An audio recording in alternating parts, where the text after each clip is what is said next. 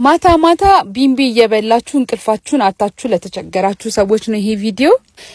እንቅልፋችሁን በማጣት ፊታችሁን እየበላ ያበላሸ ቢምቢ ካስቸገራችሁ ይሄንን ሜትር መጠቀም አለባችሁ።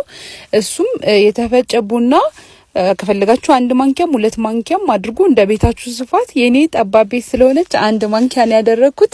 ከዛ የቀረፋ ዱቄት ያስፈልጋችኋል። እሱንም እንደዛው 1 ማንኪያ አካባቢ።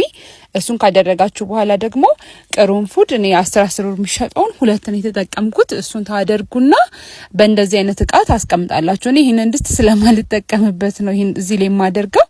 እናንተ ከፈለጋችሁ በብረት ነገር ከፈለጋችሁ ደግሞ በፎይል ምናምን አድርጋችሁ ማጨስ ትችላላችሁ። ከዛ ቤቱን በሩን ዘግታችሁ ይሄንን ጭስ በደንብ ቤት ውስጥ ማጨስ ነው። ከዛ ቢምቢ የሚባለው እርግፍ ብሎ ይጣፋል ማለት ነው ከቤታችሁ።